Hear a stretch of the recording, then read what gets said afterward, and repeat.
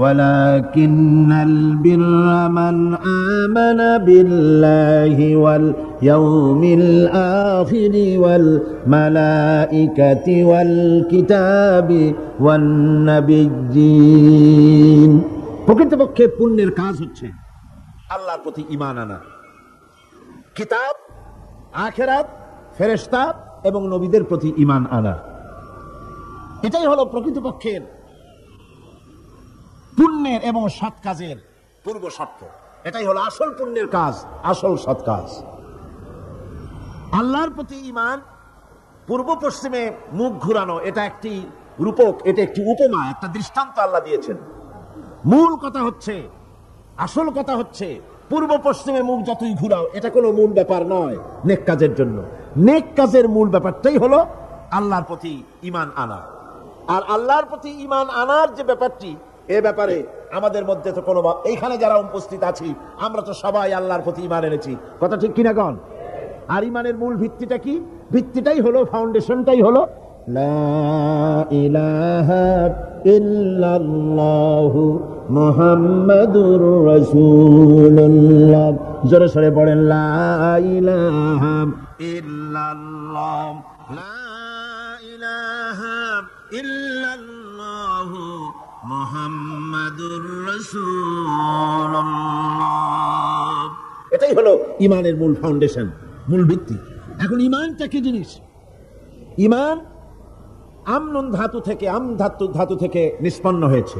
এর অর্থ হচ্ছে চরিত্রের মানসিক ভিত্তি, যেটাকে বলা হয় আরবিতে, যেটাকে বলা হয় ঈমান, বিশ্বাস, প্রত্যয়।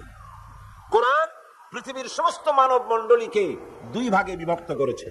একটা হচ্ছে ঈমান আনয়নকারী মুমিন, মুসলমান, আর এক শ্রেণী হচ্ছে ঈমানকে প্রত্যাখ্যানকারী মানুষ, যাদেরকে বলা হয় সরাসরি কাফের। এর ভিতরে যারা ঈমান এনেছে তারাই হলো পৃথিবীর শ্রেষ্ঠতম মানুষ। পৃথিবীর শ্রেষ্ঠ মানুষ কারা? আল্লাহ পাক কোরআন শরীফের মধ্যে বলছেন, ইন্নাল্লাযীনা আমানু ওয়া আমিলুস সালিহাতি উলাইকা হুম খায়রুল বারিয়্যা।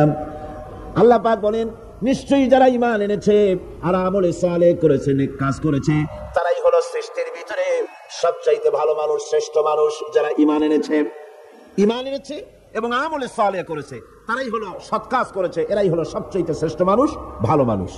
এই ঈমান আবার দুই প্রকার। এই ঈমান কয় প্রকার?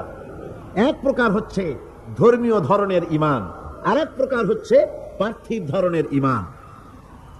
এখন ধর্মীয় ধরনের ঈমান যেটা, সেটা হলো আল্লাহ, পরকালে বিশ্বাস করা, পরকালে জবাবদেহিমূলক জীবন যাপন করা, নবীর জীবন আদর্শকে মেনে চলা, রিসালাতকে মেনে চলা, এগুলি হলো ধর্মীয় ধরনের ঈমান। আর পার্থিব ধরনের ঈমান হচ্ছে, এখানে না আছে আল্লাহ, না আছে পরকাল, না আছে কোনো কিতাব, না আছে কোনো ফেরেশতা, না আছে কোনো রাসূল, না আছে চরিত্রের কোনো বালাই, না আছে এখানে কোনো কিছু। এখানে মৌলিক চরিত্র গঠনের শিক্ষা দীক্ষা এখানে কিছুই নাই। এখানে আছে দুনিয়া কা মজা লে লো, দুনিয়া তুমহারি হ্যায়, ইট ড্রিঙ্ক এন্ড বি মেরি, খাও পান করো আর ফুর্তি করো, টু ফুর্তি নো চিন্তা। এই হলো পার্থিব ঈমানের নমুনা। এখন পার্থিব ঈমানে যারা ঈমানদার, তাদের ঈমানের চারটা ভাগ, তাদের মাবুদ হচ্ছে চারজন। পার্থিব ঈমান, এই ঈমানে যারা বিশ্বাসী, তাদের মাবুদ কয়জন? চারজন। তাদের প্রথম মাবুদ, এক নম্বরের মাবুদ হচ্ছে দেশ বা জাতি। এই দেশের জন্য, জাতির জন্য তারা প্রাণ দিতে পারে, তারা সব কিছু করতে পারে। তারা দেশের জন্য, জাতির জন্য ধন, মান, রক্ত সব দেওয়া পুণ্যের কাজ বলে মনে করে। কিন্তু ধর্মের জন্য কোনো কিছু করা, এটা পিছিয়ে যাওয়া মনে করে, যে আমাদেরকে পিছিয়ে নিয়ে যাওয়া হচ্ছে, তথাকথিত মধ্যযুগের দিকে আমাদেরকে সরিয়ে নিয়ে যাওয়া হচ্ছে। দেশ এবং জাতি হলো তাদের কাছে প্রধান। তারা ধর্মকে বাদ দিয়ে জাতি গঠন করতে চায়। এজন্য বিশ্বকবি আল্লামা ইকবাল রহমতুল্লাহ আলাইহি বলেছেন, हम मजहब से हैं, मजहब जो नहीं तुम भी नहीं, कौम मजहब से है, मजहब जो नहीं तुम भी नहीं, जज्बे बहम जो नहीं महफिल अंजुम भी नहीं। ধর্মেতে হয় জাতির গঠন, ধর্ম নাই তো তুমিও নাই, নাইকো যদি মাধ্যাকর্ষণ, গ্রহ সূর্য ভূমিও নাই। ধর্ম দিয়ে একটা জাতির গঠন হয়, যদি ধর্মকে বাদ দিয়ে জাতি গঠন করা হয় তাহলে অবস্থা হবে মাধ্যাকর্ষণ, ল অফ গ্র্যাভিটেশনের কারণেই যেমন চন্দ্র সূর্য গ্রহ নক্ষত্র সৌররাজি নবমণ্ডল ভূমণ্ডল একটা আরেকটাকে টেনে ধরে আছে, আকর্ষণ করে আছে, আর একটাকে কেন্দ্র করে আরেকটা ঘুরছে, টিকে আছে, এর স্থিতিশীলতা আছে। যেদিন এই মাধ্যাকর্ষণ শক্তি যদি না থাকে তাহলে গ্রহ সূর্য ভূমি যেমন থাকবে না, অনুরূপ ভাবে যে জাতি গঠন হয় ধর্ম বিবর্জিত ভাবে, সেই জাতি দুনিয়ার ভিতরে টিকে থাকতে পারে না। তারা লাঞ্ছিত হয়, তারা নিগৃহীত হয়, তারা নির্যাতিত হয়। আল্লামা ইকবাল আরো সুন্দর করে বলছে, ইনতাজা খুদাও মে বড়া সবসে वो वतन है, इम्ताज़ा खुदाओं में बड़ा सबसे वो वतन है, जो पिरहन इसका है वो मजहब का काफन है। এদের কাছে এই পার্থিব ইমানদার যারা, তাদের কাছে যে তাদের এই যে দেশ এবং জাতি, এই দেশ এবং জাতির জন্য স্বাদেশিকতার জন্য, কওমের জন্য যেটা তারা করে এটা ধর্মের জন্য কাফন হয়ে যায়। অর্থাৎ তারা যেভাবে দেশ এবং জাতির পূজা করে, এতে করে ধর্মকে কাফন পরিয়ে দেওয়া হয়। সেই জন্য ধর্ম জাতি গঠন হতে পারে না যদি ধর্ম না থাকে। পার্থিব মানে যারা ইমানদার তারা ধর্ম বিবর্জিত ভাবেই তারা দেশ এবং কওমকে তারা মর্যাদা দেয়। দেশের পানির ব্যাপারে, নদীর ব্যাপারে, গাছের ব্যাপারে, তরুলতার ব্যাপারে, সূর্যের ব্যাপারে অনেক গান রচনা করতে পারে। তাদের কবিতা শক্তি উচ্চারিত হতে থাকে, সুন্দর সুন্দর কবিতা সাহিত্য তারা লেখে। কিন্তু পার্থিব ইমানদার ব্যক্তি যারা, পার্থিব ইমানে যারা বিশ্বাসী, তাদের তৃতীয় খোদা হলো তাদের দেশের আইন। এই আইনকে তৈরি করে তারা নিজেরা, একে পূজাও করে তারা নিজেরা, একে জোড়া তালি দিয়ে টিকেও রাখে তারা নিজেরা। আইন তারা নিজেরাই তৈরি করে আর জোড়া তালি দিয়ে বাঁচায় রাখার চেষ্টা করে। যেমন বাংলাদেশের সংবিধান, এটি একটি আইন। এই সংবিধান তৈরি হয়েছে 1900 কত সনে? বলেন 1900 কত সনে? 1972 সালে বাংলাদেশের সংবিধান তৈরি হলো। বাংলাদেশের সংবিধান কতবার জোড়াতালি দেওয়া হয়েছে বলেন? তাও জানেন না মনে হয়। 12 বার। 12 বার বাংলাদেশের সংবিধানকে অ্যামেন্ডমেন্ট করা হয়েছে, জোড়াতালি দেওয়া হয়েছে, সংযোজন করা হয়েছে।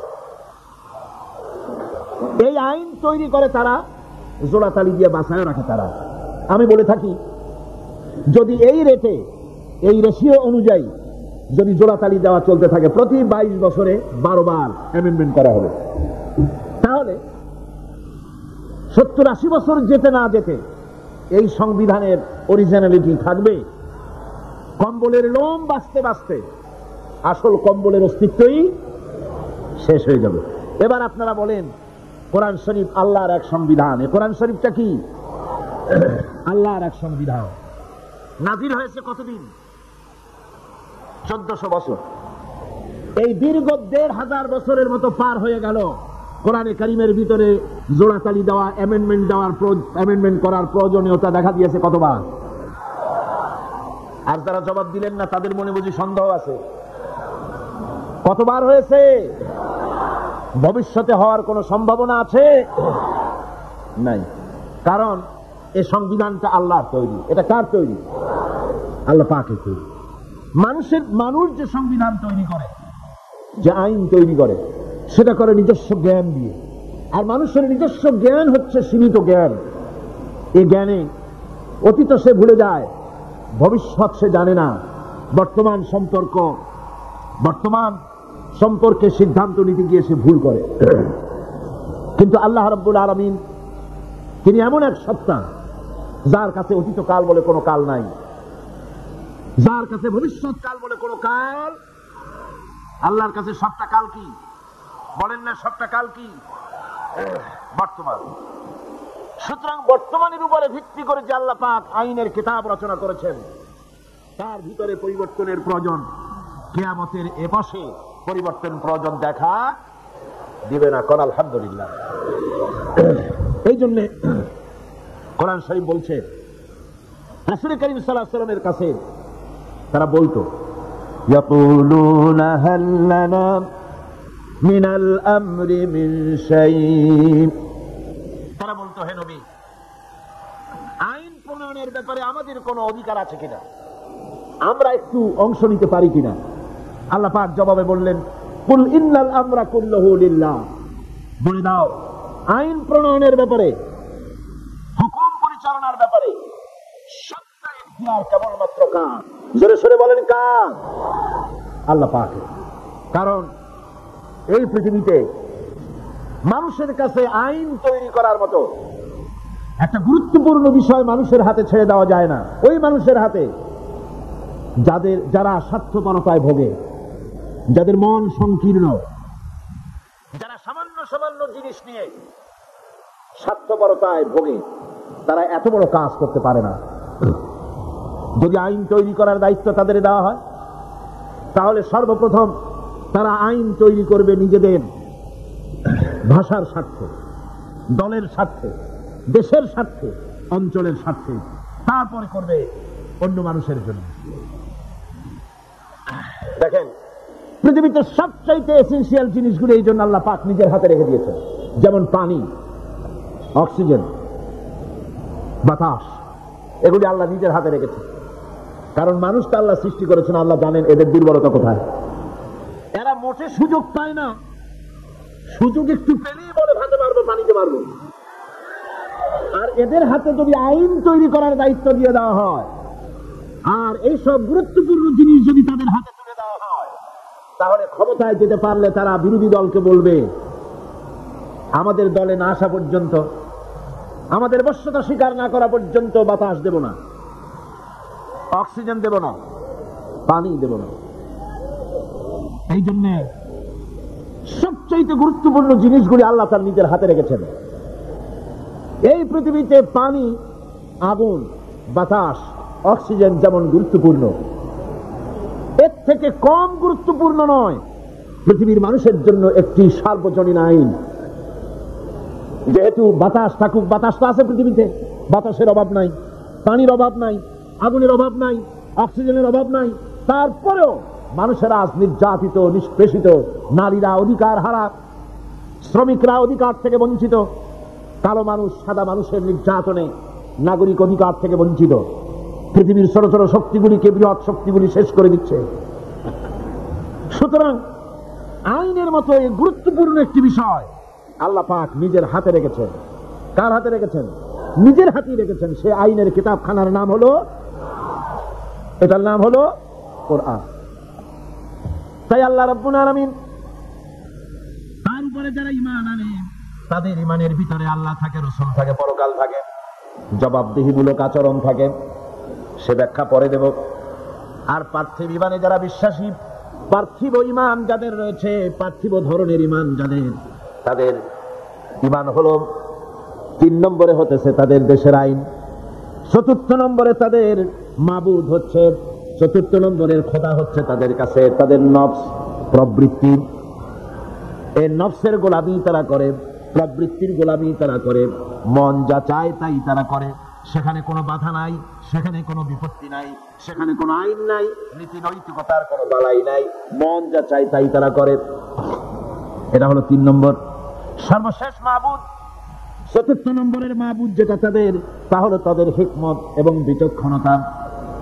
এই হিকমত আর বিচক্ষণতা তাদের, এ দিয়ে তারা এখানে সামান্য কিছু, এই হিকমত দিয়ে, এই বিজ্ঞান দিয়ে, এই কলা কুশলতা দিয়ে, এই বিচক্ষণতা দিয়ে সামান্য কিছু তাদের কল্যাণ হলেও সার্বিকভাবে তাদের কোনো কল্যাণ বয়ে আসে না।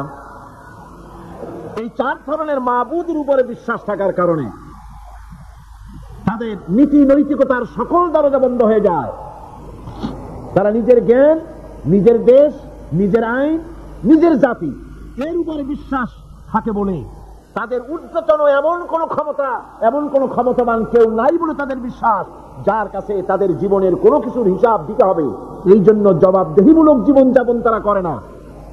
আর করে না বলেই সেখানে সন্ত্রাস, হানাহানি, জেনা, ব্যভিচার, সমকামিতা, শয়তানি, বদমাশি, লুটতরাজি, এমন কোনো কাজ নাই যা সেসব দেশে হয় না। এখন ঈমান এটা কোনো মৌখিক দাবির বিষয় নয়। ঈমান এনেছি এ কথা বললেই সারবে না।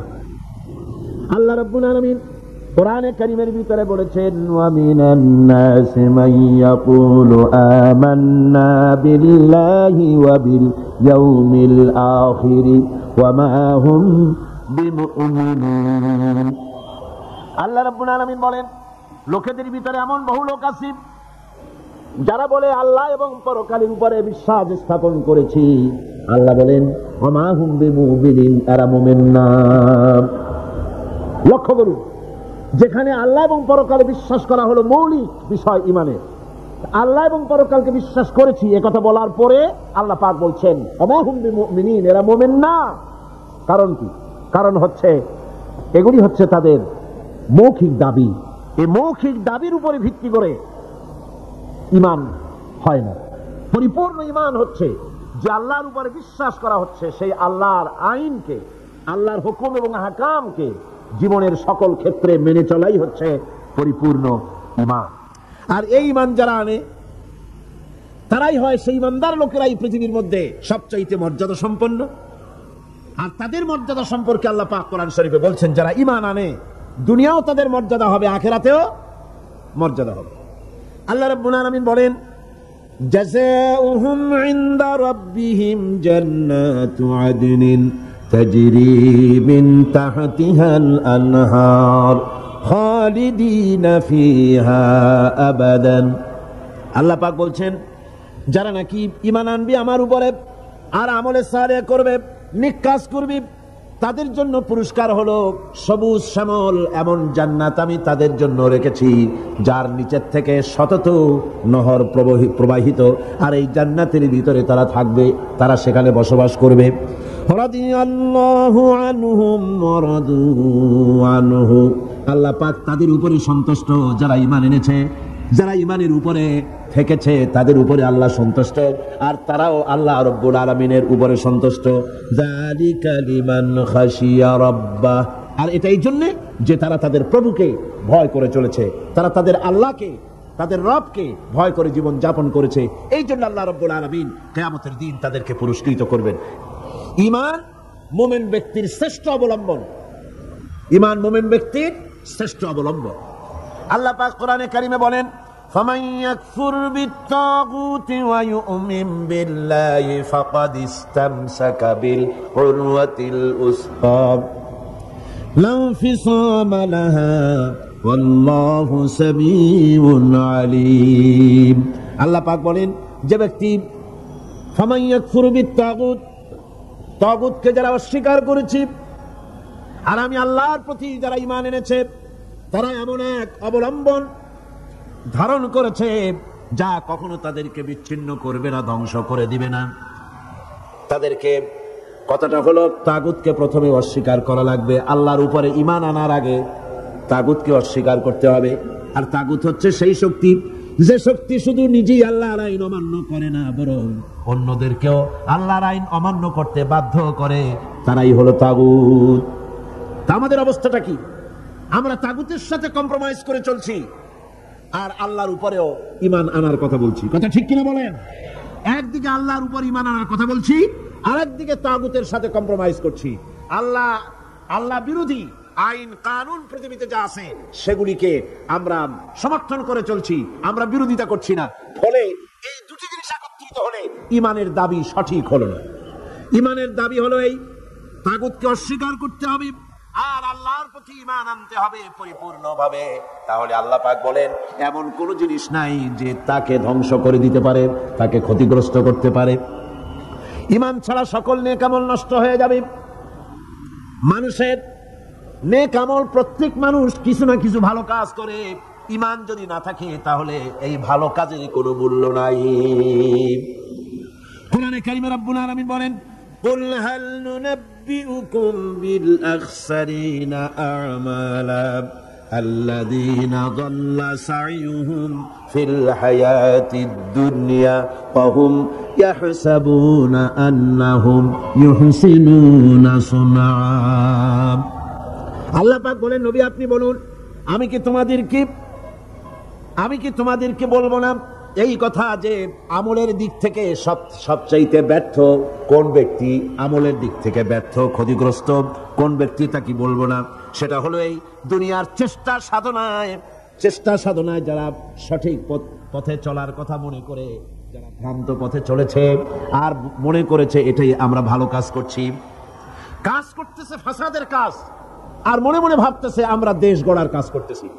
যেমন পার্বত্য চট্টগ্রামে শান্তি বাহিনী নাম ওই বাহিনী যারা মানুষ মারে, সমানে মানুষ জবাই করে, বাড়িতে আগুন লাগায়, মানুষগুলিকে শান্তিতে বসবাস করতে দেয় না।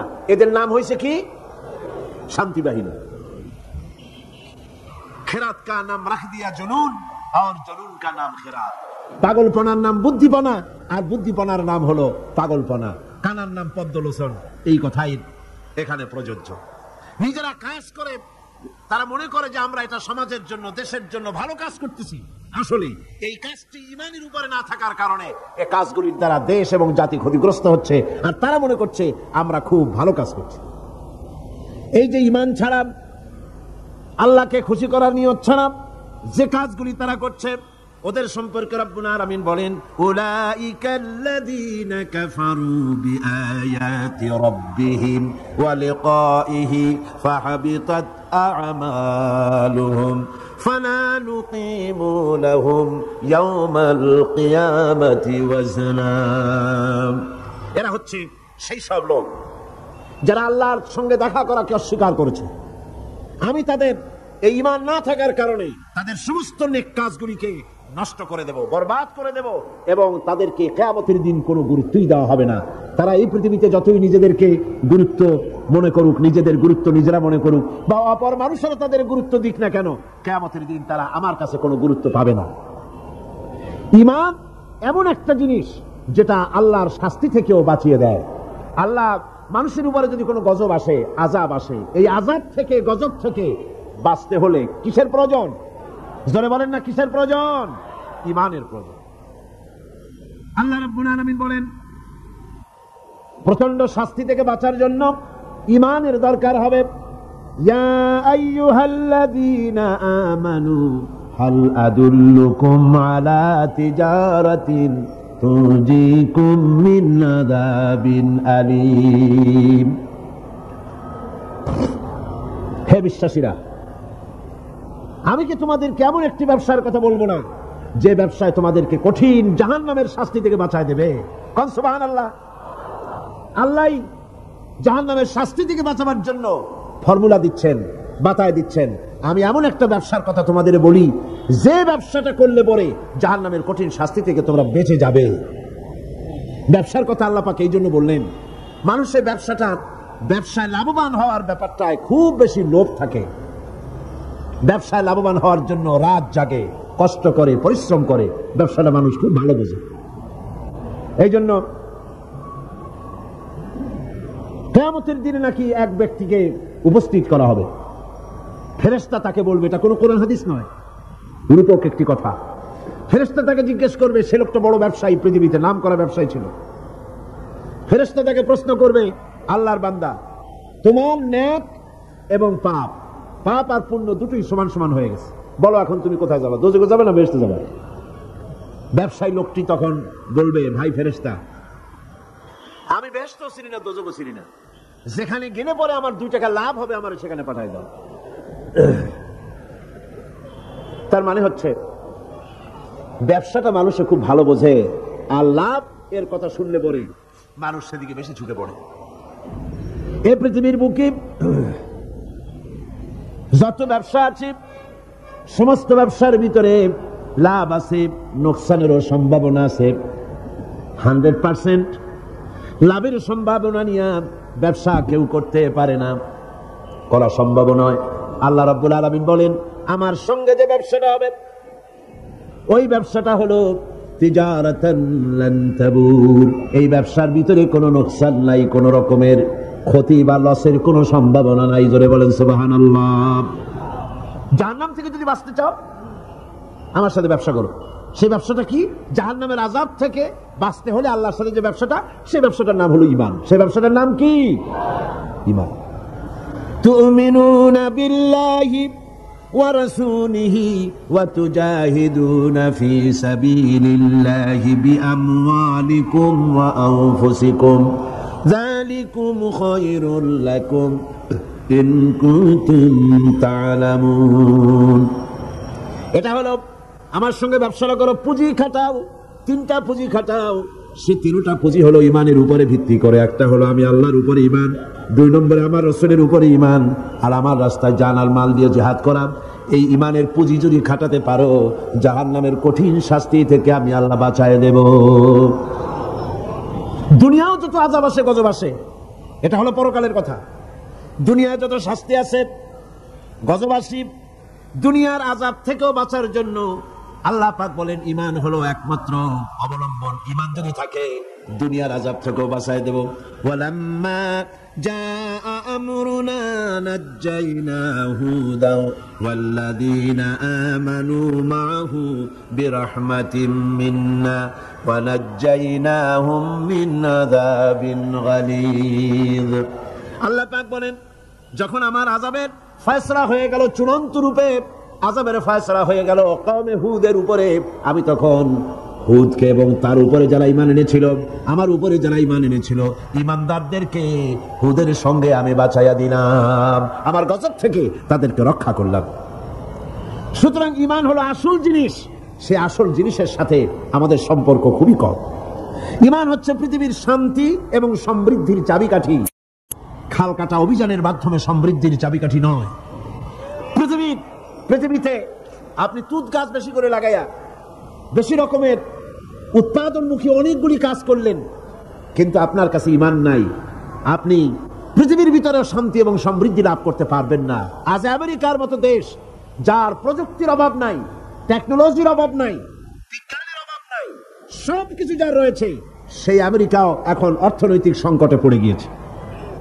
এই অর্থনৈতিক সংকট থেকে বাঁচবার জন্য বেচারা, ওদের তো বুদ্ধি কম না, বুদ্ধি খুব ভালো। বুদ্ধি আল্লাহ যাদের বেশি হওয়ার কথা ছিল, আল্লাহ যাদের বুদ্ধি বেশি দেওয়ার কথা ছিল, যাদের বুদ্ধি বেশি হবে, তাদের মগজই আজকে খালি হয়ে গেছে। আমেরিকা তার অর্থনৈতিক সংকটের কারণে বিশাল মাথা ভারী সৈন্য, এই এত সৈন্য পুষবে কি করে? কষ্ট হয়ে গেছে, মুসিবত হয়ে গেছে এই বিরাট সেনাবাহিনী তার জন্য। কি চালাক, কি বুদ্ধি তার! সে বুদ্ধি করে সাদ্দামকে বলে দিল, তোমার কিছু সংখ্যক সৈন্য কুয়েতের বর্ডার দিয়ে একটু মার্চ করে আনো, যুদ্ধ টুদ্ধের দরকার নাই, খালি একটা মার্চ করাই নিয়ে আসো। সাদ্দাম তার 60,000 সৈন্য কুয়েতের বর্ডার দিয়ে মার্চ করাই নিয়ে আসলো। কুয়েত তো শীত, মার্চ দেখেই তার অবস্থা কাহিল। আমেরিকা বলল কোনো ভয় নাই, সাদ্দাম ভারী দুষ্ট, তোমারে শেষ করবে, আমি আসতেছি, আমি থাকতে তোমার ভরসা কি? মানে এই ভয় কি? সাহায্য চাওয়ার আগেই 2 লক্ষ সৈন্য পাঠিয়ে দিল কুয়েতে। এই 2 লক্ষ সৈন্য, সাদ্দাম তো শুধু মার্চ করে, তার সৈন্য ব্যারাকে বানাই দিয়েছে। 2 লক্ষ সৈন্য কুয়েতের বুকে আজ অবস্থান করছে। এই 2 লক্ষ সেনাবাহিনীকে খাওয়া পড়া, তাদের বেতন, তাদের চিকিৎসা, তাদের সামরিক মহড়া, সব খরচ বহন করতে হবে কুয়েতকে এবং সৌদি আরবিয়াকে। দেখেন অবস্থা। তাহলে বোঝা গেল, ঘটনাটা বাইদি ভাই আমি বললাম, মূল আমি যেটা বলতে চেয়েছি যে জমিন থাকলেই, প্রযুক্তি থাকলেই সমৃদ্ধি আসে না। সমৃদ্ধির জন্য, স্বস্তির জন্য, স্থিতিশীলতার জন্য, সবকিছুর জন্য প্রয়োজন হচ্ছে ঈমান। সবকিছুর জন্য প্রয়োজন কি? ঈমান। ঈমানটা এলেই, জমিনটা তো আল্লাহর, জমিনটা কার? আল্লাহ রাব্বুল আলামিন বলেছেন, আমি যেখান থেকে শুরু করেছিলাম ভূমিকার ভিতরে, যেখানে বলেছিলাম ওয়ালাউ আন্না আহলাল কুরা আমানু ওয়াত্তাকাউ লাফাতাহনা আলাইহিম বারাকাতিম মিনাস সামাই ওয়াল আরদ। আল্লাহ পাক বলেন, দেশের লোকেরা, জনপদের লোকেরা যদি আমার উপর ঈমান আনে আর আমাকে ভয় করার নীতি যদি অবলম্বন করে চলে, আল্লাহ 2টা শর্ত দিলেন। জোরে বলেন, শর্ত দিলেন কয়টা? কি কি? ঈমান আর তাকওয়া। ঈমান আর কি? 2টা শর্ত দিলেন আল্লাহ। বললেন আমার উপরে যদি ঈমান আনো আর আমাকে ভয় করার নীতি যদি অবলম্বন করে চলো, লাফাতাহনা আলাইহিম বারাকাতিম মিনাস সামাই ওয়াল আরদ, তাহলে আকাশ আর জমিনের সব বরকতের দরজা আমি আল্লাহ খুলে দেব। খাবারের অভাব হবে না, আকাশ থেকে বৃষ্টি পড়বে, সার পড়বে। সার তো নতুন আবিষ্কার হয়েছে, এর আগে এই পৃথিবীতে সার কে দিয়েছেন? আল্লাহ রাব্বুল আলামিন দিয়েছেন, এখনো দিচ্ছেন। পৃথিবীর মাটিতে আমি এই মাটির বরকতের সব দরজা খুলে দেব। আমাদের দেশে কোনো জিনিসের অভাব নাই। ভোলায় গেছিলাম, ভোলা বরিশাল, গ্রেটার বরিশাল, এর মধ্যে ভোলা এখন একটা জেলা। সেখানে শুনলাম তেলের কূপের সন্ধান পাওয়া গেছে, কিন্তু তেল উঠাইতে পারতেছে না। তেল আমাদের দেশেও আছে, আমাদের দেশেও তেল আছে, কোন আলহামদুলিল্লাহ। অনেক সম্পদ আছে। আল্লাহ পাক বলছেন আমার উপরে যদি ঈমান আনো আর আমাকে ভয় করার নীতি যদি অবলম্বন করো, মাটির তলার তেল সবটুকুন বের করে দেব। আর যদি আমার উপর ঈমান না আনো, আমাকে যদি ভয় না করো, বরং আমাকেই যদি বৃদ্ধাঙ্গুষ্টি প্রদর্শন করে চলো, মাটির তেল উঠবে না, তোমাদের তেল বের করে ছাড়বো। এবার আমি বলবো, প্রত্যেকটি জিনিসের বিপরীত আর একটা জিনিস থাকে, থাকে না? থাকে কিনা? যেমন রাতের বিপরীতে দিন, আকাশের বিপরীতে জমিন, অমাবস্যার বিপরীতে পূর্ণিমা, ভালোর বিপরীতে মন্দ, সত্যের বিপরীতে মিথ্যা, আবার সুন্নতের বিপরীতে বেদাত, তাওহীদের বিপরীতে শিরক। অনুরূপ ভাবে এই পৃথিবীতে ঈমানের বিপরীত আর একটা শব্দ আছে, যার নাম হলো কুফর। কাফেরের বন্ধু হলো, কাফেরদের বন্ধু হচ্ছে তাগুত। কাফেরের বন্ধু কারা? আল্লাহ পাক বলেন ওয়াল্লাযীনা কাফারু আউলিয়াউহুমুত তাগুতু ইউখরিজুনাহুম মিনান নূরি ইলায যুলুমাত। কাফেরদের বন্ধু হলো, কাফেরদের অভিভাবক, কাফেরদের নেতা, তারা হলো তাগুত। আর তাগুত হলো নিজেও আল্লাহর আইন মানে না, অন্যদেরকেও আল্লাহর আইন মানার সব পথ রুদ্ধ করে দেয়, ওর নাম হলো তাগুত। আল্লাহ বলেন কাফেরদের বন্ধু হলো তাগুত। এই তাগুতেরা কাফেরদেরকে ইউখরিজুনাহুম মিনান নূরি ইলা যুলুমাত, এই আলো থেকে এদেরকে অন্ধকারের ভিতরে নিয়ে যায়। তাগুতেরা, তাগুত শক্তি কাফেরদেরকে আলো থেকে কোথায় নিয়ে যায়? অন্ধকারের ভিতরে নিয়ে যায়। আলো হচ্ছে ইসলাম। আলো কি? ইসলাম। আর অন্ধকার কি? মানুষের তৈরি করা মতবাদ। তাই এরা বলতে থাকে, পৃথিবীর এই সব মানুষেরা এরা বলতে থাকে যে দেখো ইসলাম হচ্ছে বহুত পুরানা জিনিস, এটার মধ্যে তেমন কিছু নাই। আসল হচ্ছে মুক্ত বুদ্ধি, মুক্তি চেতনা, মুক্ত চেতনা, মুক্ত বুদ্ধি, এগুলোর দিকেই মানুষকে তারা আকর্ষণ করে নাস্তিক্যবাদের দিকে। শয়তানের এই চেলারা নাস্তিক্যবাদের দিকে মানুষকে ঠেলে দিয়ে দেয়। নাউযুবিল্লাহি মিন যালিক। তারা মানুষকে জ্ঞানের নামে অন্ধকারের দিকে ঢুকিয়ে দেয়। তাদের কাছে যে জ্ঞান আছে, আমাদের দেশে যত বুদ্ধিজীবী আছে, আমি পাইকারি হারে সমস্ত বুদ্ধিজীবীদেরকে খারাপ বলি না। বুদ্ধিজীবী মাত্রই খারাপ নয়, যে সমস্ত বুদ্ধি কন্ট্রোল হয় ওহির জ্ঞান দিয়ে, সেই সব বুদ্ধিজীবীরা ভালো বুদ্ধিজীবী। আর যে সব বুদ্ধিজীবীরা ওহির জ্ঞানকে অস্বীকার করে নিজস্ব মন মস্তিষ্ক প্রচিত জ্ঞান দিয়ে মানুষকে জ্ঞান বিতরণ করতে চায়, ওরাই হলো তাগুতি শক্তি, ওরাই হচ্ছে নাস্তিক, ওরাই হচ্ছে মুরতাদ, যারা আল্লাহর জ্ঞানকে, ওহির জ্ঞানকে অস্বীকার করে মুক্তি বুদ্ধি চর্চার নামে যারা মানুষের সামনে প্রচার করে নিজেদের মতবাদ। সৃষ্টি স্রষ্টাকে তৈরি করেছে, মানুষেরা বুদ্ধি করে চিন্তা ভাবনা করে একটা স্রষ্টা বানায়ছে। আসলে স্রষ্টা বলতে কেউ নাই, জোরে কর নাউযুবিল্লাহ। এরা নিজেদেরকে খুব বুদ্ধির ঢেকি মনে করে এক একজন। যেমন আবুল হেকাম মনে করতো, আবু জাহেলের নাম ওহী আসার আগে ওর নাম কি ছিল? আবুল হেকাম। আবুল হেকাম মানে বুদ্ধির বাপ। কিন্তু ওহির জ্ঞান যখন এসে গেল পৃথিবীতে, তখন ওর নাম হলো কি? আবু জাহেল, মানে কি? মূর্খের পিতা। আজ যারা বুদ্ধিজীবীর নামে, মুক্ত বুদ্ধি চর্চার নামে ইসলামের বিরুদ্ধে কথা বলছে, ইসলামের বিরুদ্ধে কথা বলতে পারাটাই যেন প্রগতিশীলতার একটা প্রমাণ। আল্লাহরে গালি দেওয়া, রসুলকে গালি দেওয়া, পৃথিবীতে এরকম আর কোথাও আছে বলে আমার মনে হয় না। বাংলাদেশে যেরকম আছে, হিন্দু লেখক, হিন্দু সাহিত্যিক, তারাও তাদের ভগবানকে, তাদের দেবতাদেরকে তারা তাদের সাহিত্যে গালি দিয়েছে। এমন সাহিত্য আমার সামনে পড়ে নাই, আপনারা দেখছেন কিনা আমি জানি না। খ্রিস্টানেরা তাদের গডকে, তাদের যিশুকে গালি দিয়ে তাদের সাহিত্যিক কবিরা কোন কবিতা সাহিত্য লিখেছে বলে আমার জানা নাই। কিন্তু এই সব মুসলমান নামের কুলাঙ্গার, মুসলমান নামের অযোগ্য, বুদ্ধিজীবী নামের কলঙ্ক, নর্দমার কীট জাতীয় এইসব লোকেরা আল্লাহকে অস্বীকার করেছে। বন্ধুগণ, দৃষ্টান্ত দিতে গিয়ে আমি এসব বুদ্ধিজীবীর দৃষ্টান্ত দিতে গিয়ে মওলানা রুমের সেই ঘটনাটা আমি শ্রোতাদেরকে শোনাই যে গাধার একটা পদচিহ্নের ভিতরে গাধা হেঁটে যাচ্ছিল রাস্তা দিয়া, নরম মাটিতে পায়ের চিহ্ন পড়ে গেছে, গর্ত হয়েছে, সেই গর্তের ভিতরে গাধা পেশাব করেছে, গর্তটা পরিপূর্ণ হয়ে গেছে গাধার পেশাবে। পিঁপড়া একটা যাচ্ছিল কোথাও, সে হাঁটতে হাঁটতে গাধার পেশাবের মধ্যে পড়ে গিয়েছে, সামান্য বাতাসে পানিটা নড়তেছিল। পিঁপড়া তখন নাকি বলতেছে যে ভূগোলের পাতায় পড়েছিলাম সেই পাঠশালার জীবনে, পৃথিবীতে নাকি আটলান্টিক নামক একটা মহাসাগর আছে, শেষ পর্যন্ত আমি সেই আটলান্টিক মহাসাগরেই পড়ে গেলাম। এই উত্তাল ঢেউ অতিক্রম করে কেমনে আমি কিনারায় যাব? কোত্থেকে যেন একটা শুকনা তেঁতুলের পাতা এসে পড়েছে গাধার পেশাবের ভেতরে। পিঁপড়া বহু কষ্ট করে ওই পাতার উপরে উঠে বসেছে, পাতাটি ঢেউয়ের তালে তালে সামনের দিকে এগিয়ে যাচ্ছে। পিঁপড়া এখন খুব দাম্ভিকতার সাথে, অহংকারীর সাথে পিঁপড়া বলছে, ইতিহাসের পাতায় পড়েছিলাম পৃথিবীতে নাকি টাইটানিক নামক বিরাট এক জাহাজের অস্তিত্ব ছিল। শেষ পর্যন্ত ভাগ্যের জোরে আমি সেই টাইটানিকের নাবিক হয়ে বসলাম। কি সাংঘাতিক! আমি আজ টাইটানিকের গর্বিত নাবিক, আর এই আটলান্টিকের উত্তাল ঢেউ পাড়ি দিয়ে চলছে আমি আমেরিকা আবিষ্কারের জন্য। গাধার পেশাবের ভিতরে তেঁতুলের পাতায় বসে পিঁপড়ার যে অহংকার! আমার দেশের তথাকথিত নাস্তিক মোরতাদ জাতীয় বুদ্ধিজীবীরা এর চাইতেও নিকৃষ্ট।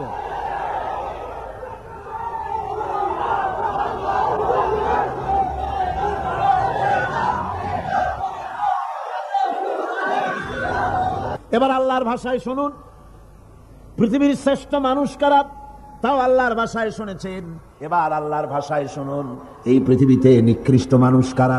আল্লাহ পাক বলেন, ইন্না শাররাদ দাওয়াবি ইনদাল্লাহিল্লাযীনা কাফারু ফাহুম লা ইউমিনুন। আল্লাহ পাক বলেন, এই পৃথিবীর বুকে বিচরণশীল জীবদের মধ্যে সবচাইতে নিকৃষ্ট প্রাণী বা জীব হচ্ছে তারা যারা নাকি ঈমান আনে নাই। যারা ঈমান আনে নাই তারাই হলো, অর্থাৎ যারা নাস্তিক, যারা মুরতাদ, তারা হলো পৃথিবীর যারা কাফের, তারা হচ্ছে পৃথিবীর সবচাইতে নিকৃষ্ট প্রাণী। এই পৃথিবীতে বিচরণশীল জীব প্রাণী যত আছে আল্লাহর দৃষ্টিতে নিকৃষ্ট হচ্ছে কারা? নাস্তিক এবং মুরতাদ। এদের জন্য শাস্তি আল্লাহ রাব্বুল আলামিন বলেন, কাফির দুনিয়া এবং আখিরাতের উভয় জায়গায় শাস্তি তারা পাবে, কোন জায়গায় তাদের শান্তি হবে না। ফাআম্মাল্লাযীনা কাফারু ফাউআযযিবুহুম আযাবান শাদীদান ফিদ দুনিয়া ওয়াল আখিরাহ ওয়া মা লাহুম মিন নাসিরিন। যারা নাকি কুফরি করেছে, আমাকে অস্বীকার করেছে, আমার আইনকে অবজ্ঞা করেছে, অস্বীকার করেছে, তাদেরকে দুনিয়া এবং আখিরাতে আমি লাঞ্ছিত করব এবং তারা কোনো সাহায্যকারী পাবে না। কাফের হচ্ছে, নাস্তিক এবং মুরতাদরা হচ্ছে চতুষ্পদ জানোয়ারের মতো নির্বোধ। এরা নিজেদেরকে বুদ্ধিমান বলে দাবি করে, কিন্তু আল্লাহর কথায় এরা হচ্ছে নির্বোধ চতুষ্পদ জানোয়ারের মতো। কিসের মতো বলুন? জানোয়ারের মতো। আল্লাহ পাক বলছে, আল্লাহ পাক বলেন, ওয়ামাসালুল লাযীনা কাফারু কামাসালিল লাযী ইয়ানঈকু বিমা লা ইয়াসমাউ ইল্লা দুআআও ওয়া নিদাআ সুম্মুন বুকুমুন উমিয়ুন ফাহুম লা ইয়াকিলুন। আল্লাহ পাক বলেন, কাফেরদের দৃষ্টান্ত হচ্ছে এরকম, রাখাল যেমন তার জানোয়ারকে ডাকে। আপনাদের দেশে আছে না রাখাল গরুকে ডাকে, হ্যাঁ গরু এদিকে আয়, বলে না? এদিকে আয়, অথবা ডাইনে যাবার সামনে যায়। গরু থেকে বোঝে যে এদিকে আয় মানে আমারে ডাকতেছে, ওদিকে যা মানে আমারে সরে যেতে বলতেছে। এগুলো বোঝে? বোঝে না। আল্লাহ পাক বলেন, রাখাল যেমন চতুষ্পদ জানোয়ারকে ডাকে, জানোয়ার শুধু একটা আওয়াজ শোনে মাত্র, কিন্তু রাখাল কি বলে তা সে বুঝতে পারে না, শুধু একটা আওয়াজ শোনে। ও তো হলো বধির, ও হলো অন্ধ, ও হলো বোবা। অনুরূপ ভাবে যারা কাফের, তারাও কোরআনের কথা শোনে, হক তারা দেখে, হকের আওয়াজ তারা শোনে, কিন্তু ওই চতুষ্পদ জানোয়ারের মতো একটা আওয়াজ শোনে, কি বলে তা তারা বোঝে না। অন্তর থাকতে, বিবেক থাকতে তারা হককে বোঝে না, চোখ থাকতে হককে দেখে না, কান থাকতে হকের কথা তাদের কানের মধ্যে ঢুকে মনের গহীনে বুঝে, মনের গহীনে পৌঁছে সেটার অনুসরণ তারা বোঝে না, চিন্তাও করে না। এদের অবস্থা হলো উলাইকা কাল আনআম, এরা হলো চতুষ্পদ জানোয়ারের মতো। আল্লাহ পাক বলেন শুধু জানোয়ার বললে হয় না, বালহুম আদাল, বরং জানোয়ারের চাইতেও নিকৃষ্ট। যারা নাকি কাফের, যারা নাস্তিক, যারা মুরতাদ, তারা জানোয়ারের চাইতেও নিকৃষ্ট, চতুষ্পদ জন্তুর চাইতেও খারাপ। কাফের নাস্তিক মুরতাদদের সারা জীবনের সাধনা নিষ্ফল। কোরআন বলছে, ভালো করে শোনেন, কোরআন বলছে যারা কাফের, ঈমান যারা আনে নাই, যারা নাস্তিক, যারা মুরতাদ, তাদের সারা জীবনের সমস্ত সাধনা সব কি? ব্যর্থ, নিষ্ফল। আল্লাহ পাক বলেন والذين كفروا أعمالهم كسراب بقيعة يحسبه الظمآن ماء حتى إذا جاءه لم يجده شيئا। আল্লাহ পাক বলেন কাফেরদের আমল হলো এরকম, যারা নাকি আমাকে অস্বীকার করেছে, তাদের আমল, তাদের কাজগুলি অবস্থা এমন যেমন মরুভূমির ভিতরে মরুচারীরা পথ চলতে গিয়ে দূরে দেখতে পায় পানি আছে, পানি মনে করে তার কাছে যায়। যখন কাছে চলে গেল, যারে পানি মনে করেছিল, হাত্তা ইযা জাআহু লাম ইয়াজিদহু শাইয়া, যাকে পানি মনে করেছিল কাছে গিয়ে দেখলো কিছুই পেল না, পানি নাই। আছেন এরকম? মরীচিকা বোঝেন? এই যে চৈত্র মাস, বৈশাখ মাসের যখন প্রচন্ড রোদ হয়, তখন পিচ ঢালা রাস্তার উপরে দেখবেন দূরের থেকে মনে হবে যেন পানি চিকচিক করছে, আসলে কি পানি না। মরুভূমির উপরে পথ চলতে গিয়ে ওইরকম দেখা যায়, বিরাট জলাশয়, মনে হবে অনেক পানি আছে ওখানে। যখন কাছে যায়, কাছে গিয়ে প্রান্ত হয়, ওখানে গিয়ে পানিটা পান করার জন্য, আল্লাহ বলেন কাছে যখন যায়, হাত্তা ইযা জাআহু লাম ইয়াজিদহু শাইয়া, কাছে গিয়ে তখন কিছুই পায় না। এইভাবে মরীচিকার বেত মরীচিকা দেখে মরুচারীরা যেমন পানির জন্য ছুটে যায়, পানি পায় না, প্রাণান্ত হয়ে যায়। কাফির, বেঈমান, নাস্তিক, মুরতাদরা, তাদের সমস্ত জীবনের আমলগুলি এভাবে নিষ্ফল, কোনো দাম নাই, কোনো মূল্য নাই। তারা নিজেদের তৈরি করা মতবাদকে শান্তি আছে বলে মনে করে, শেষ পর্যন্ত দেখে কিছুই নাই। যেমন কমিউনিজম ৭২ বছর ধরে পৃথিবীকে কিছুই দিতে পারে নাই, জ্বালা দিয়েছে, যন্ত্রণা দিয়েছে, কষ্ট দিয়েছে, হতাশা দিয়েছে, ক্ষুধা দিয়েছে, দারিদ্র দিয়েছে, নির্যাতন করেছে, নিষ্পেষণ করেছে, এর জন্য ভালো কিছুই করতে পারে নাই। বলেন পেরেছে নাকি? কি বলেন পেরেছে? সুতরাং এভাবে করি, ওরা মনে করে ভালো, আসলে তো ভালো না। আসল ভালো তো আল্লাহ রাব্বুল আলামিন যেটা বান্দার জন্য করেন, এর থেকে ভালো আর কিছু হতে পারে না। কি বলেন? পারে না। সুতরাং আজকে মূল ব্যাপারটা হলো এই যে নাস্তিক এবং মুরতাদ সবচাইতে পৃথিবীর কপাল পোড়া। এরা সব বিশ্বাস করে কিন্তু আল্লাহর বিশ্বাস করে না। কন্যা উজবিল্লাহ। আমি বুঝি না যে এদের মাথায় কি ঘিলু আছে কি নাই। একটা মাইক দেখলে, এই যে বিরাট মাইকগুলি আমার সামনে, অনেকগুলি মাইক আমার সামনে আছে, দেখলে কি মনে হয়? যেটা এমনি হয়েছে, বলেন আপনারা কি মনে হবে? এমনি হয়েছে? এই বিশাল প্যান্ডেল দেখলে কি মনে হয়? যে কয়েকজন আলেম এখানে বসে কি একটা দোয়া দুরূদ পড়ে ফু দিছে আর অমনি প্যান্ডেলটা হয়ে গেছে। এই যে আলোয় ঝলমলে বিশাল মাহফিল, কি মনে হয়? যে কেউ ফু দিল আর অমনি হয়ে গেল। এই ছোট্ট ঘড়িটা দেখলে কি মনে হয়? এমনি হয়েছে। ছোট্ট একটি ঘড়ি দেখলে মনে হয় কেউ বানিয়েছে, টেবিল দেখলে মনে হয় কেউ বানিয়েছে, মাইক দেখলে মনে হয় কেউ বানিয়েছে, এতটুকুন একটা প্যান্ডেল দেখলে মনে হয় কেউ বানিয়েছে। কিন্তু দুর্ভাগ্যের বিষয়, তথাকথিত বুদ্ধিজীবী আর এই নাস্তিক মুরতাদগুলি এমনই কপাল পোড়া, ওই বিশাল আকাশ দেখার পরে মনের ভিতরে তারা এটা বোঝে না যে এর পেছনে একজন স্রষ্টা আছে, যার নাম আল্লাহ রাব্বুল আলামিন। তারা বলে আকাশের স্রষ্টা নাই, জমিনের স্রষ্টা নাই, মানুষের স্রষ্টা নাই, সব নাকি এমনি হয়েছে। এই চিন্তার সংকীর্ণতা, এই জন্য কাফেরদের কোন জায়গায় তাদের জীবনের সমস্ত আমালগুলি বরবাদ হয়ে যাবে। আর কুফরি অবস্থায় তারা যদি তওবা না করে, কাফেরেরা, মুরতাদরা, নাস্তিকরা তওবা করে যদি ঈমানের পথে ফিরে না আসে, তাহলে তাদের মৃত্যুর পর তাদের উপরে লানত সকলে। আল্লাহ, ফেরেশতা সকলের নাম। আল্লাহ পাক বলেন ইন্নাল্লাযীনা কাফারু ওয়া মাতু ওয়া হুম কুফফারুন উলাইকা আলাইহিম লা'নাতুল্লাহি ওয়াল মালাইকাতি ওয়ান নাসি আজমাইন। যারা নাকি কাফের, আমাকে অস্বীকার করেছে, আমার আইনকে অস্বীকার করেছে, আমার সঙ্গে বিদ্রোহিতা পোষণ করেছে, আর এই অবস্থায় যদি তার মৃত্যু হয়ে যায় কুফরি হালতে, তাহলে আল্লাহ, ফেরেশতা এবং সমস্ত সৃষ্টিকুলের লানত তার উপরে, জোরে কর নাউযুবিল্লাহ। এরপরে মৃত্যুর পর কাফির নাস্তিকরা যখন চলে যাবে, জাহান্নামের ভিতরে যখন যাবে, সেখানেও তাদের কোনো চিৎকারে কাজ হবে না, সাহায্যকারী মিলবে না, দুনিয়াও অশান্তি, আখিরাতেও অশান্তি, শান্তি কোথাও মিলবে না। জাহান্নামের ভিতরে তো অবস্থাটা এমন হবে, লা ইয়ামুতু ফিহা ওয়া লা ইয়াহইয়া, সেখানে তারা বাঁচবেও না মরবেও না, এমন এক দুরবস্থার মধ্যে তারা কাটাবে। সেখানে বসে তারা ওয়াহুম ইয়াস্তারিখুনা ফিহা রব্বানা আখরিজনা না'মাল সালিহান গায়রাল্লাযী কুন্না না'মাল।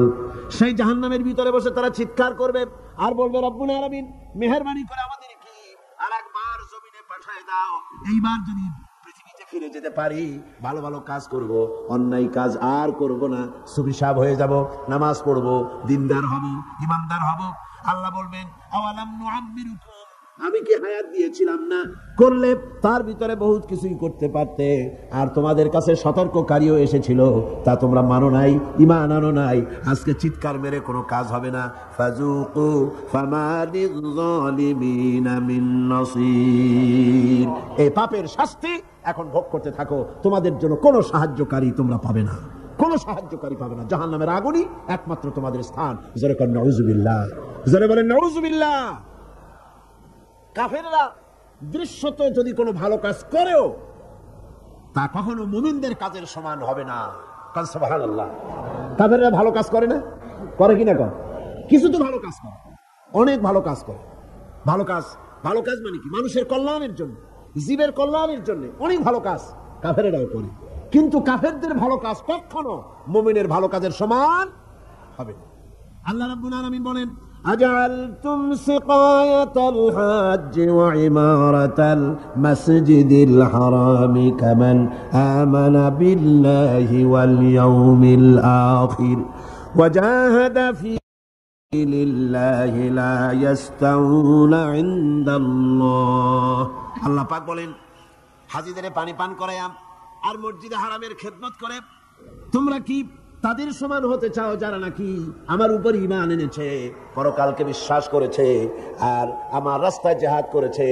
এই উভয় দল সমান আমার কাছে সমান হতে পারে না।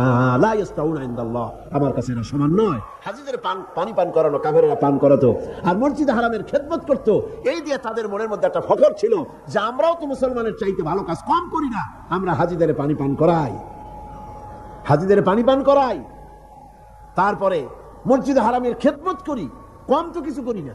আল্লাহ বলেন, যারা ঈমান আনলো, যারা আমার আখিরাতকে বিশ্বাস করলো, যারা আমার রাস্তায় জিহাদ করলো, জান দিল, মাল দিল, কখনো এই উভয় দল আমার কাছে সমান নয়।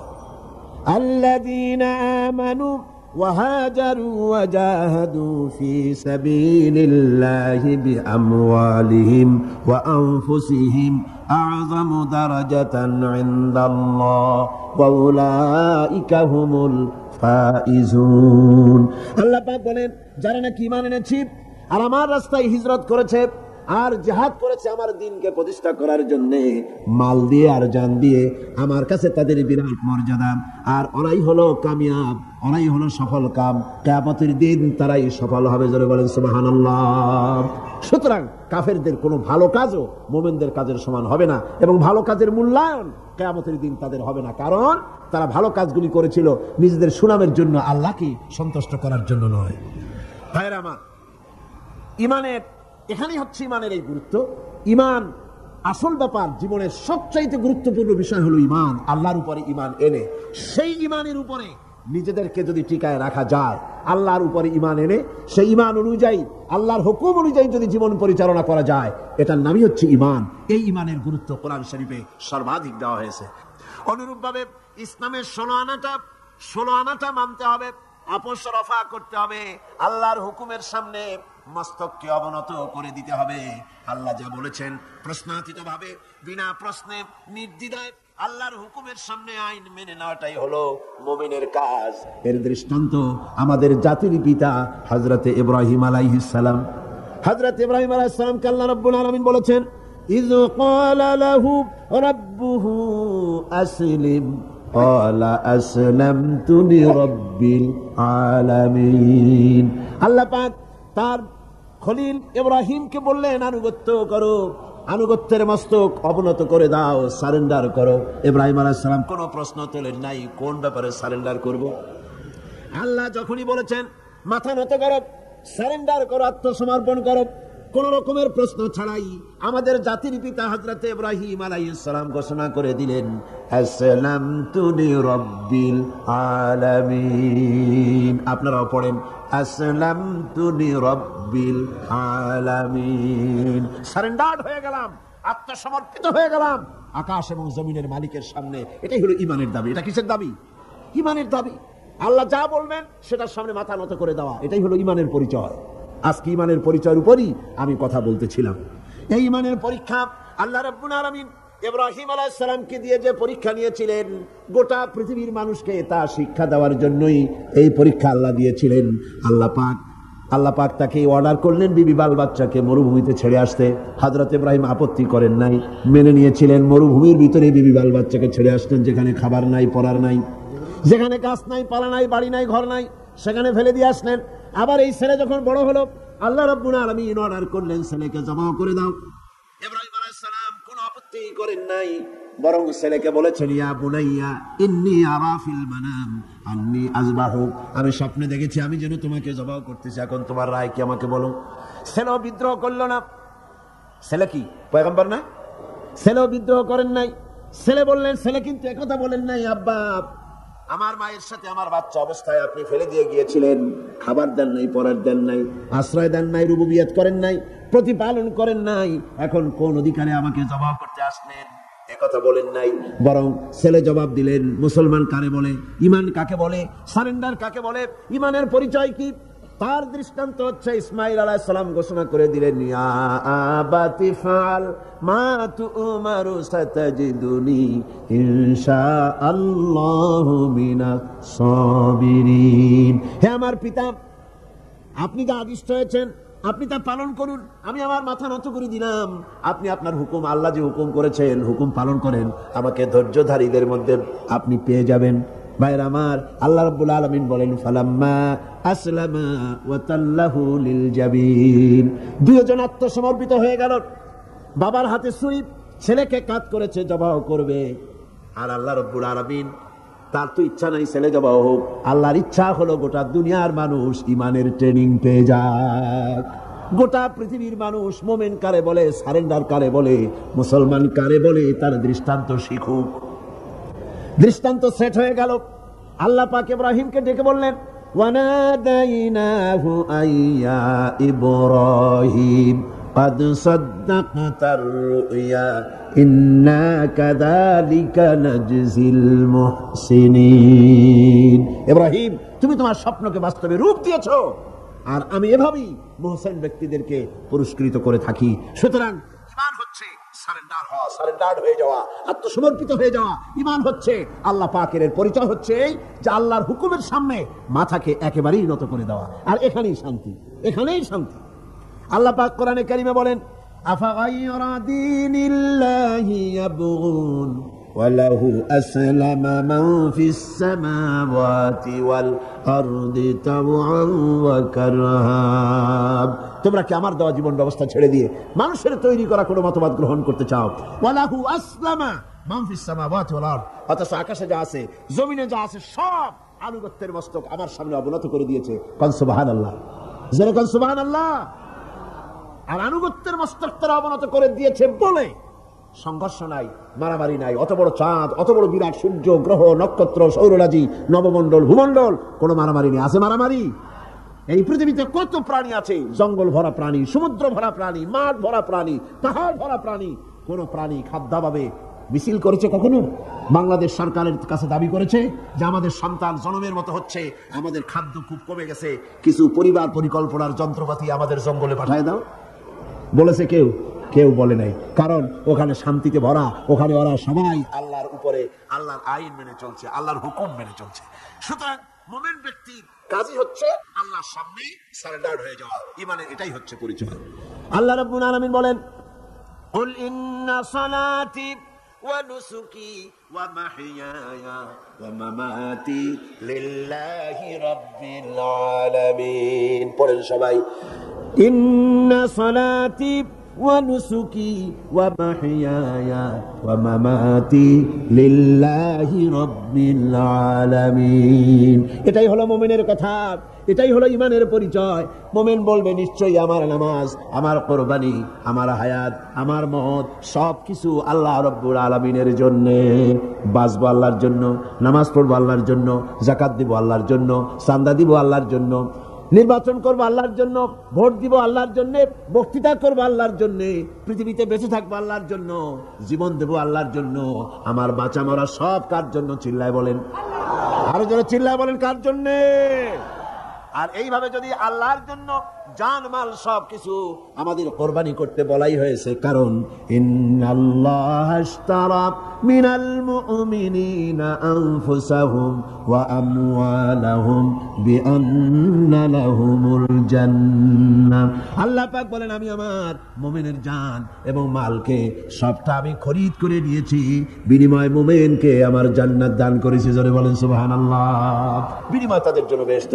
সুতরাং ঈমানের, আজকে আমি ঈমানের পরিচয় বললাম, কালকে ঈমানের বাকি অধ্যায় আপনাদের সামনে আলোচনা করব ইনশাআল্লাহ। মুনাজাতের জন্য দাঁড়ানো ভাইরা বসে, যত লোক দাঁড়িয়ে আছেন সব বসে। আল্লাহুম্মা আমিন। রব্বানা যালামনা আনফুসানা ওয়া ইন লাম তাগফির লানা ওয়া তারহামনা লানাকুনান্না মিনাল খাসিরিন। আয় আল্লাহ তাআলা, বিশাল এই তাফসীরুল কোরআন মাহফিল, দীর্ঘক্ষণ ধরে আমরা তোমার দ্বীনের কথা, কোরআনের কথা আলোচনা করেছি। মেহেরবানি করে সওয়াবটুকুন জনাবে মুহাম্মদ রাসূলুল্লাহ সাল্লাল্লাহু আলাইহি ওয়াসাল্লামের রূহ মুবারকে পৌঁছে দাও। হে আল্লাহ তাআলা, আমাদের মধ্য থেকে আমাদের মা বাপ যাদের দুনিয়া থেকে বিদায় হয়ে গেছে, কবরগুলিকে কোরআনের বরকতে জান্নাতের টুকরায় পরিণত করে দাও। রব্বিরহামহুমা কামা রাব্বায়ানি সগীরা। পড়েন সবাই, রব্বিরহামহুমা কামা রাব্বায়ানি সগীরা। যত মানুষ এই মাহফিলে আসে প্রত্যেকের বাড়ি ঘর তুমি হেফাজত করো, যাতায়াতের পথ আসান করে দিও, কোরআনের হেদায়েত আমাদের সকলের নসিব করে দিও। হায় আল্লাহ, রাখখানা দোয়া করি, রব্বুল আলামিন এই বাংলাদেশকে তুমি দয়া করে মেহেরবানি করে গৃহযুদ্ধের হাত থেকে বাঁচাইয়া দিও।